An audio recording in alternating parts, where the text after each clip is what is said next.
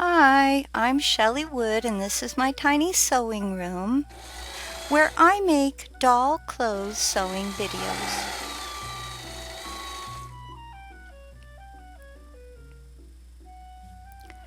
Today I'm going to show you how to make a lovely halter style doll dress which will fit Topper Dawn dolls, Palitoy's Pippa dolls, and other 6-inch fashion dolls. Before we begin, please go to shelleywood.com to download and print this free PDF sewing pattern.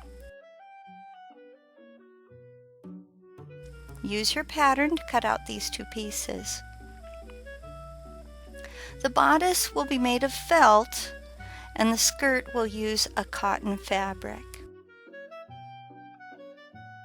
You're also going to need some bias tape.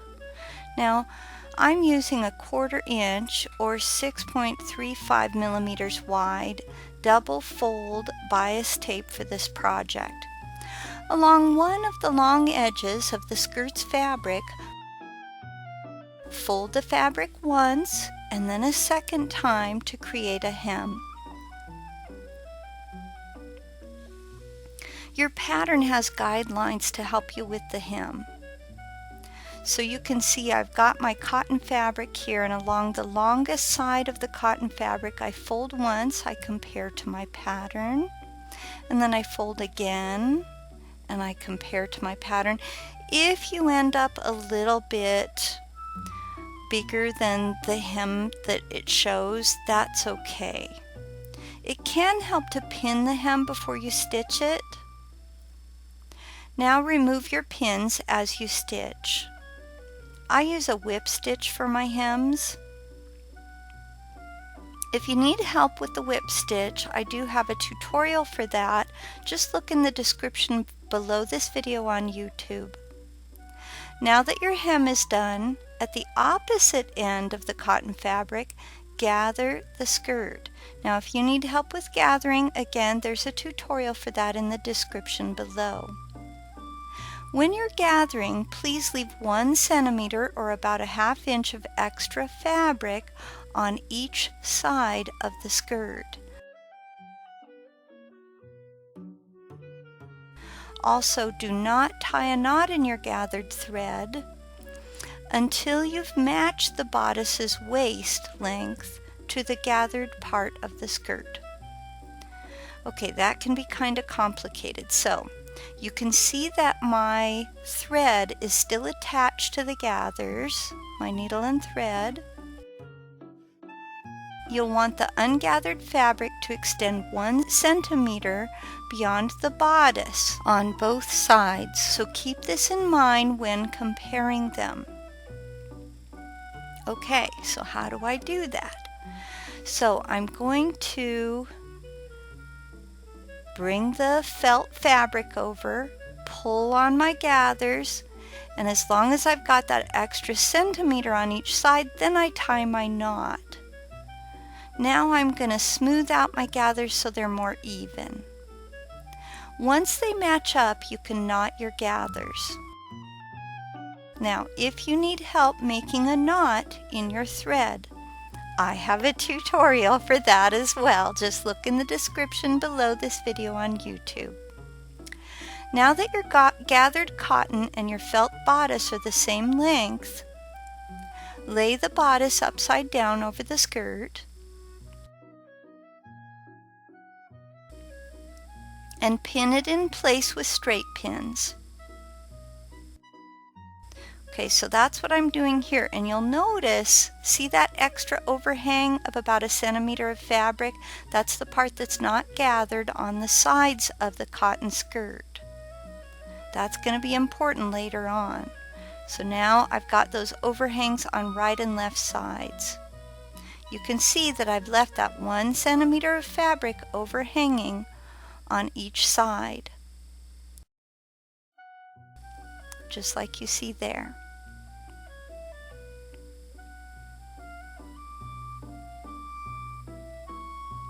Sew the bodice to the gathered part of the skirt using a back stitch, and I bet you've guessed it. I have a tutorial for that in the description.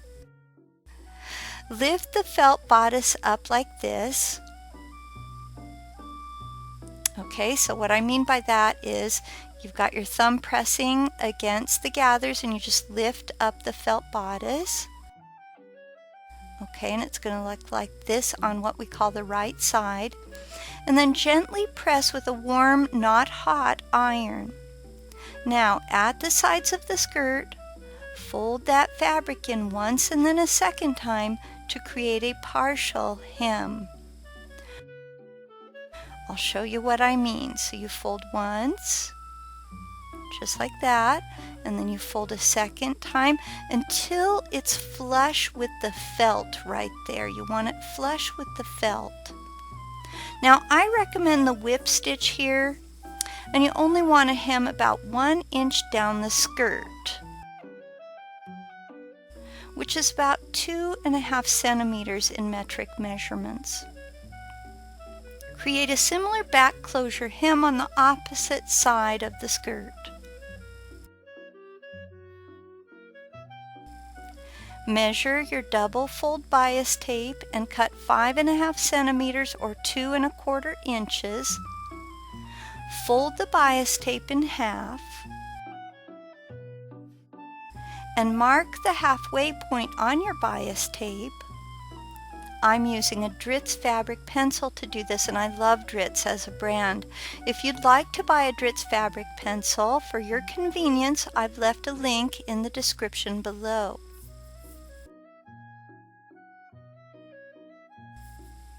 Later, you'll need to match the halfway mark to the notch on the top of the felt bodice.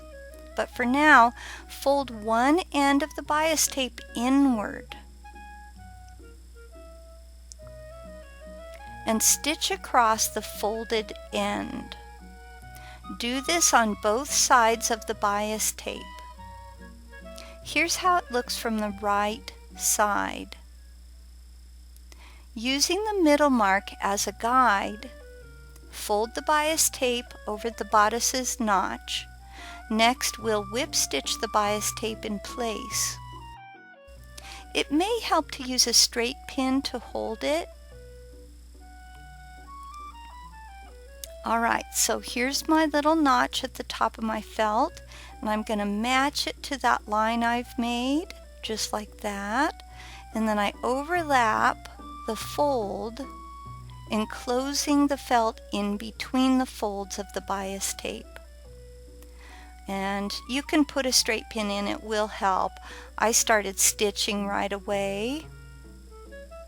I try to hide the knot in my thread inside in between the folds of bias tape so it's not visible, and that's kind of hard to see in this video, so I thought I'd mention it. And again, I'm using the whip stitch here.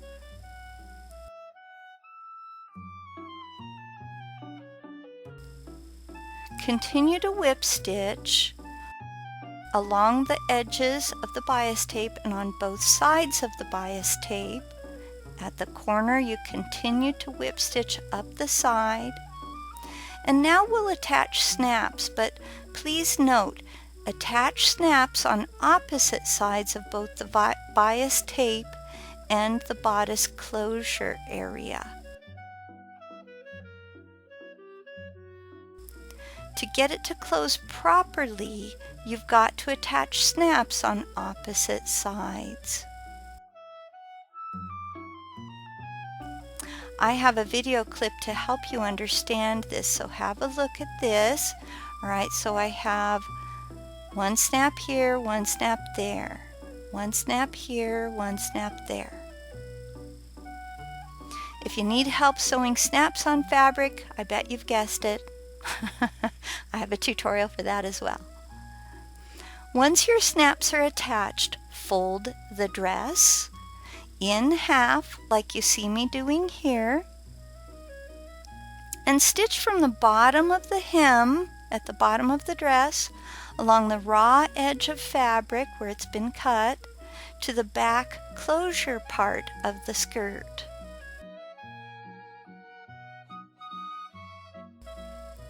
Okay, so to make sure you understand, I'm folding it like this, and then I'm going to sew from where my right thumb is to where my left thumb is.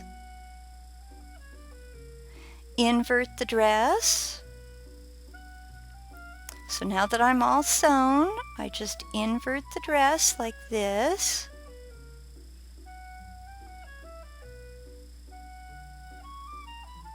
Be gentle with your felt, you don't want to rip it. There we go. It is such a cute little dress. So simple to make. And now you're ready to try the dress on a doll.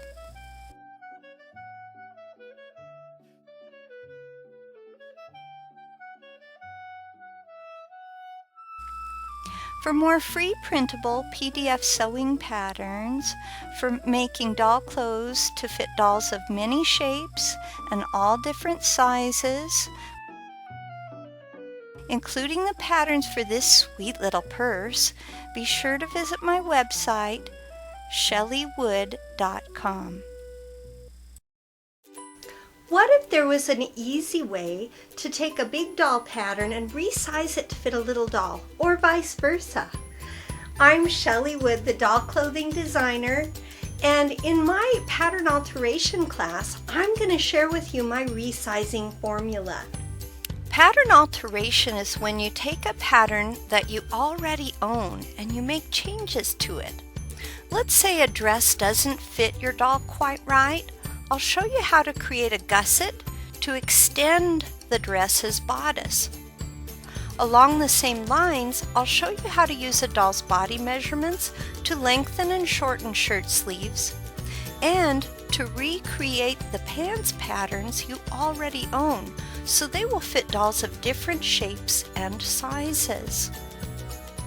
Following my instructions, you'll learn how to reshape dresses and skirts, making them fuller or less full depending on the look you're going for.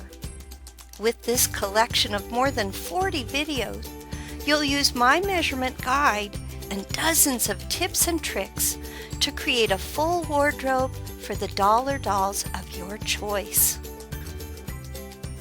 I invite you to join me. We are going to have so much fun.